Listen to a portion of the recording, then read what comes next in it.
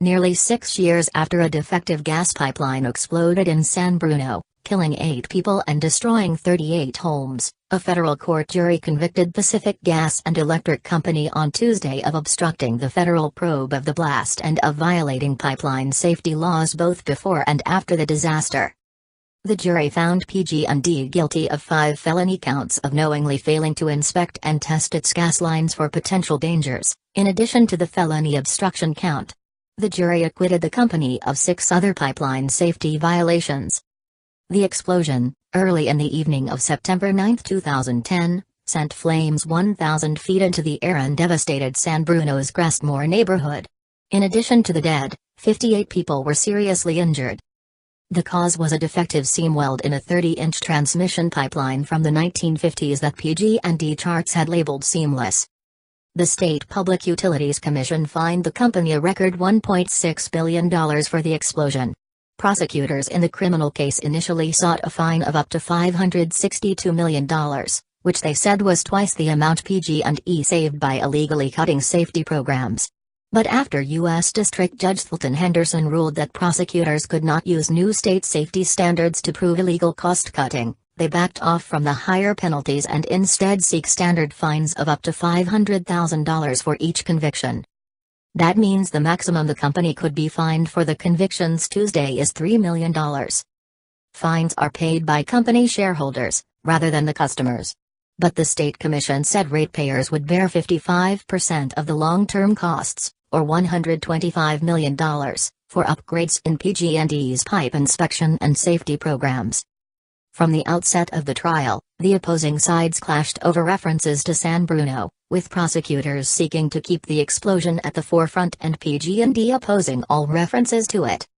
Henderson allowed evidence about the blast's effects on PG&E's inspection practices and interactions with regulators, but rejected prosecutors' attempts to refer during the trial to the deaths and damage that the explosion caused. He also refused to let prosecutors haul the wrecked 28-foot-long, 3,000-pound pipe to the front of the courthouse on Golden Gate Avenue in San Francisco so jurors could see it. "This is not a trial about the San Bruno explosion," the judge told lawyers in a pre-trial hearing. But the blast prompted a National Transportation Safety Board investigation that led to the rare criminal prosecution on issues normally handled by regulatory agencies.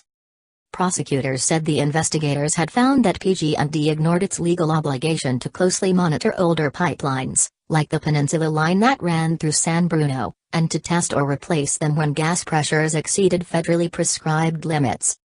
One charge was that the company knew of 2 previous leaks, one of them in the San Bruno line in 1988, but failed to enter them in its database or consider them in inspection and testing plans for the pipelines.